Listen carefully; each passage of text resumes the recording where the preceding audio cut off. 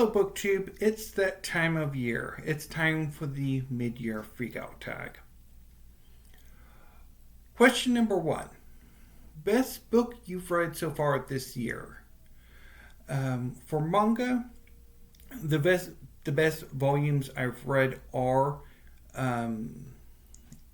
Eden Zero Volume 31 by Hiro Mishima, Black Clover Volume 37 by Yuki Tabata, and My Hero Academia Volume 40 by Kohei Horikoshi. For poetry, the best volume I've read so far is... I'm blanking on it.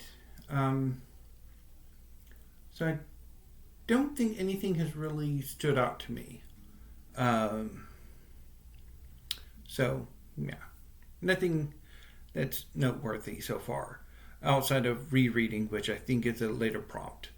For history, the best book I've read so far is The Eagle and the Heart by Helen Castor. It's a dual biography of King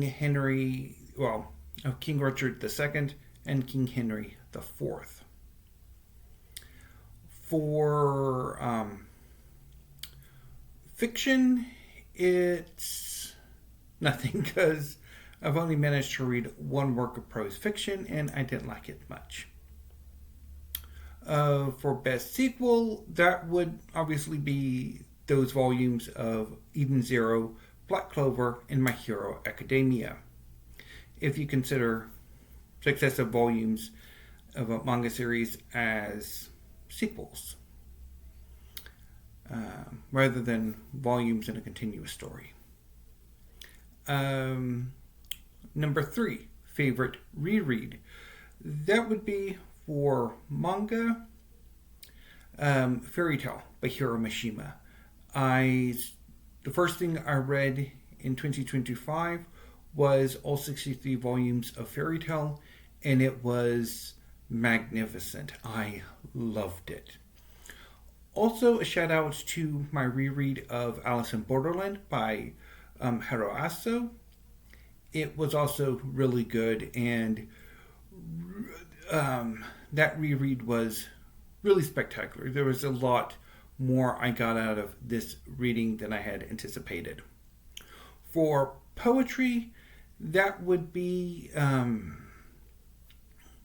Larvae of the Near Stars by Catherine W. Carter and Voluntary Servitude by Mark Wunderlich. For history, there is no rereads, and for prose fiction, there is no rereads. Question number 4, genre you've been loving.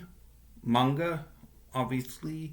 So far, that has been the one genre that has been guaranteed to really please me, outside of a brief hiccup in late March and early April. And also poetry. I've largely enjoyed the poetry I've read, although there have been some misses as well. Question number 5. New release you haven't read yet but want to. The June new releases of the manga series that I follow, which I hauled yesterday. Most anticipated release for the second half of the year. For manga, basically the forthcoming releases of the series that I actively follow and new series that I want to try, which is quite a bit. Also for poetry, there are 2 coming out. Catherine W. Carter has one coming out next week that I'm really looking forward to. I'm hoping I get it on the release date, but Amazon is saying I'm going to get it on the 8th, which is a bit annoying and makes me wish I had pre-ordered it from LSU, even though my attempt to actually pre-order it from LSU did not work out. And also, Marina Carrera has a new one coming out as well in October. For history, there's a new history of Mesopotamia coming out, a history of manga coming out. There is also a biography of Richard III, and at the end of the year, James the First and Sixth. And I think there's something else that I'm blanking on.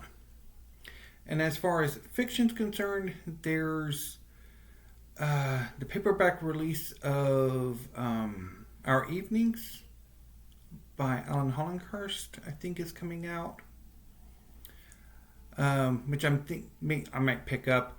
I do have the rest of Hollinghurst's oeuvre, but I also don't have much success with him, so it's sort of like do a completionist and just have all of him and try to do an Alan Hollinghurst reading project next year, which I try to do every year, and it fails miserably because I end up bailing on either a swimming pool library or the Folding Star, and that ruins everything.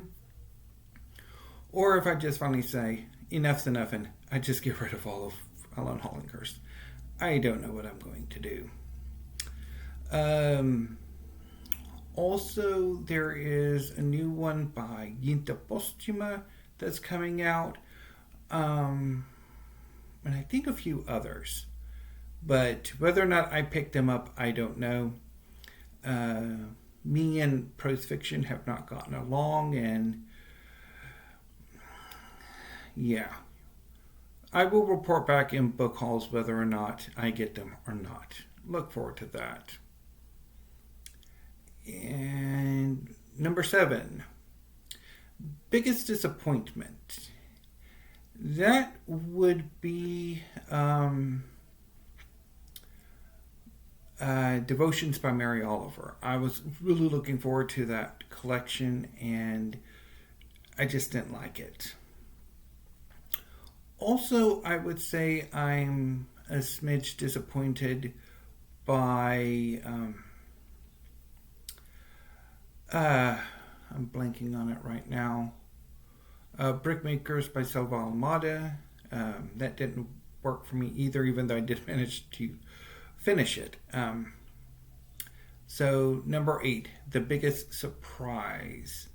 How much I enjoyed my reread of Alice in Borderland. It was a lot more fun the second time around. I enjoyed it a lot the first time, but the reread was really good as well. And I'm surprised by that. Favorite new author? Nobody comes to mind.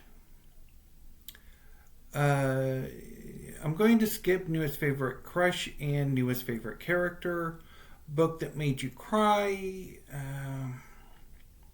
Quite a bit. Particularly, there were certain scenes in Alice in Borderland that really started to tear me up. There are a number of chapters and storylines that are quite emotionally impactful. Book that made me happy for number 13. Quite a bit. All of the manga I've read have mostly made me really happy. They just... the experience of reading them have really sort of put me in a zone that is just magical. Number 14, most beautiful book you've received or bought. That would... I don't know. Nothing's coming to mind. Number 15, books you need to read before the end of the year.